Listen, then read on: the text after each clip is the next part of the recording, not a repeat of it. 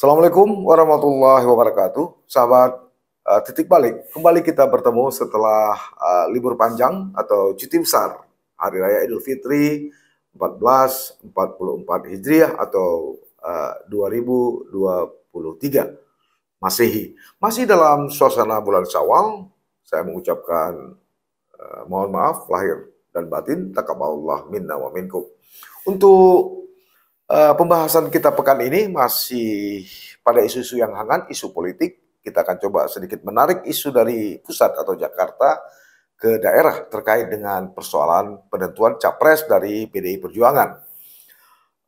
Sahabat Titik Balik, keputusan Ketua Umum PDI Perjuangan Megawati Soekarno Putri yang memberikan mandat kepada seorang kader dan juga pekerja partai, istilah Ibu Mega, terhadap Ganjar Pranowo sebagai calon presiden pada Pilpres 2024 mendatang, tentu saja secara spontan melahirkan berbagai reaksi. Ini menunjukkan bahwa peran dari partai politik semakin dominan dalam menentukan arus atau jejak langkah pimpinan bangsa ini. Ini sekaligus bermakna bahwa kita sebagai rakyat, setelah memberikan mandat politik kepada partai politik melalui wakil di parlemen, tentu saja tidak bisa berharap banyak. Ya, kalau tidak mau nurut, ya silakan keluar dari gelanggang. Begitulah, semakin terkesan begitu dominannya peran partai politik. Karena itu jangan heran jika pasca reformasi berlomba-lomba setiap orang yang punya modal lebih baik mendirikan partai politik daripada dia menginvestasi kepada hal-hal yang memang sangat riskan. Kalau berusaha di jalur profesional, ketika ada masalah tentu saja akan sangat sulit untuk bisa beradaptasi dengan kekuasaan. Tetapi dengan mendirikan partai politik, berkoalisi, menang, tentu saja apapun bisa dilakukan di negeri ini. Inilah beberapa contoh yang sedang kita hadapi saat ini. Lepas dari itu semua, pasca dari penunjukan Ganjar Pranowo sebagai calon presiden dari PDIP, seketika berbagai analisis muncul di ruang publik. Tentu saja melalui berbagai platform media, terutama media sosial. Isu dan temanya tentu belum bergeser jauh dari soal siapa figur yang cocok atau dinilai pantas untuk mendampingi Ganjar Pranowo sebagai wakil presiden. Kecuali itu, juga muncul analisa-analisa soal peluang menang serta dukung-mendukung sehingga akhirnya muncul asumsi adanya peran besar dari oligarki.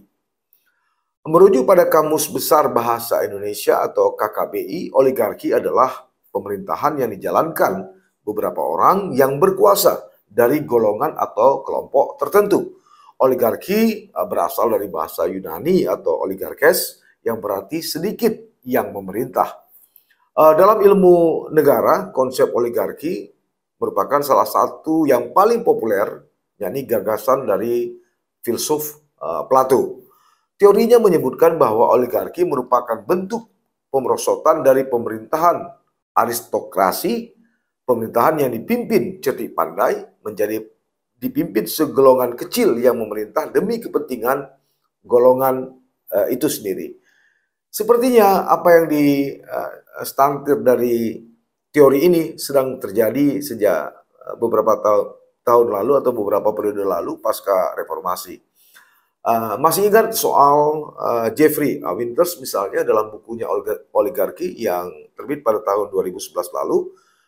Jeffrey mendeteksi oligarki di Indonesia justru membesar di masa era Presiden Soeharto. Saat itu terjadi oligarki yang sultanistik katanya. Kondisi ketika ada monopoli sarana pemaksaan di tangan satu oligarki atau oligars ya, atau kekuasaan, bukan di tangan negara yang terlembaga dan dibatasi oleh hukum. Lantas mengapa oligarki bisa tumbuh subur dalam sistem demokrasi di Indonesia, khususnya dalam kontestasi pemilu dan pilkada? Dari banyak teori, dari banyak pengamat, saya coba merangkum setidaknya ada 4 sebab, mulai dari tata kelola partai politik yang belum demokratis, regulasi penegakan hukum yang lemah, hingga kesadaran masyarakat yang rendah. terkait tata kelola internal partai yang belum demokratis misalnya, pengambilan keputusan di parpol ditentukan oleh segelintir orang saja. Rekrutmen calon kepala daerah pun masih didominasi oleh pimpinan partai.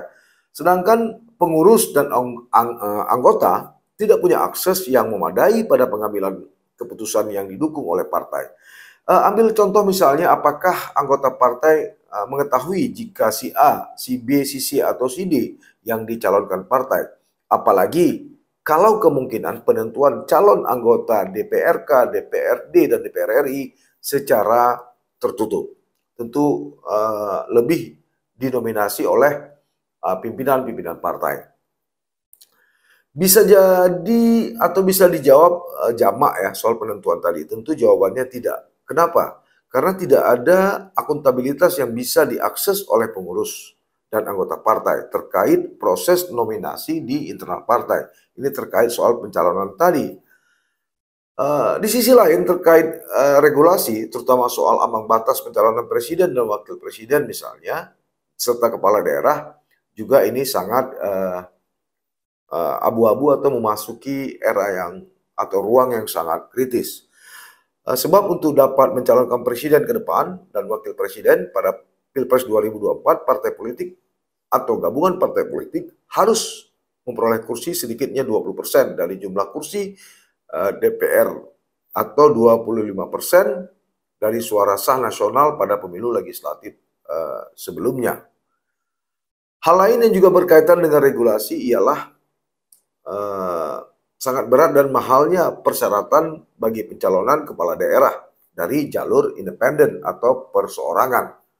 Yang ketiga, soal penegakan hukum dinilai juga masih sangat lemah. Lihat saja kerangka hukum pemilu dan pilkada didesain memang untuk tidak mampu menangkap realitas dari keadilan pemilu itu sendiri dengan baik. Sebab politik uang dan politik mahar memang didesain sulit untuk diusut aparat penegak hukum, khususnya pada aktor intelektual atau pelaku utamanya. Kalaupun ada lembaga penegakan hukum, tapi dianggap tidak memberi efek jera. Padahal sudah sangat banyak pihak yang terlibat di dalamnya. Ada Bawaslu, polisi, jaksa, serta pengadilan. Yang keempat, kesadaran masyarakat kita terhadap pemilu dan pilkada dinilai masih rendah dan cenderung permisif. Ini tentu saja masih debatable. Bisa jadi masyarakat kita sudah bosan dengan sistem-sistem yang ada, dengan permainan-permainan oligarki yang kemudian membuat harapan-harapan rakyat terhadap partai politik sebagai perpanjangan tangan hak politiknya justru tidak sesuai dengan realita yang ada. Di sisi lain, pendidikan politik yang menjadi hak rakyat yang seharusnya diperoleh melalui partai juga tidak berjalan atau tidak tersedia dengan baik. Nah, jika hal demikian masih terjadi, diyakini sistem oligarki masih akan terus tumbuh subur di Indonesia.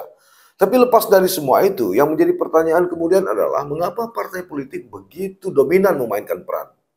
Harus diakui, seperti saya katakan tadi, pasca reformasi dan berubahnya undang-undang partai politik telah menjadikan partai politik tak ubahnya sebuah perusahaan atau perseroan terbatas berbentuk partai politik. Jadi partai politik ini tak ubahnya perseroan terbatas.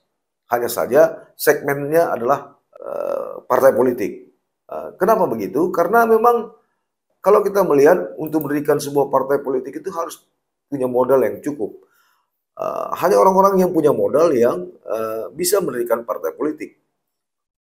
Karena itu lahirnya seperti jamur di musim hujan juga tidak terlepas dari sponsorship yang dimainkan oleh orang-orang tertentu, oleh oligarki tertentu yang padat modal untuk mendirikan partai politik itu tadi. Sehingga dia lebih dekat kepada kekuasaan. Karena itu wajar saja jika anggota keluarga pendiri partai atau pimpinan partai politik yang menominasi jabatan struktural dan penentu dalam keputusan di internal partai. Jadi tidak aneh kalau hari ini misalnya beberapa partai politik yang didirikan oleh para oligarki menempatkan anaknya di jabatan-jabatan tertentu, di kementerian-kementerian tertentu, di komisaris-komisaris tertentu, karena memang mereka sudah mengeluarkan modal. Jadi bagi kita, bagi Anda, bagi saya yang tidak punya saham dalam perseroan terbatas dalam tanda petik bernama partai politik tadi, tentu tidak bisa banyak berharap untuk bisa membawa perubahan bagi negeri ini, bagi daerah ini, kecuali mengikuti arus atau seperti rumput yang bergoyang, mengikuti kemana di bawah angin. Kalau tidak, ya Anda akan tergerus dalam sebuah komunitas besar, dalam sebuah sistem besar yang bernama partai politik. Itulah realitas dan beginilah kondisi politik kita dengan multi partai yang ada saat ini di Indonesia. Jadi jika Anda tidak siap dengan sistem dan permainan yang ada, maka hanya ada satu kata, menyingkir sajalah dari sistem yang ada. Nah, inilah kondisi hari ini dan yang mendominasi sistem politik di Indonesia. Sampai bertemu. Assalamualaikum warahmatullahi wabarakatuh. Jangan lupa like, komen, dan subscribe. Serta aktifkan lonceng notifikasi.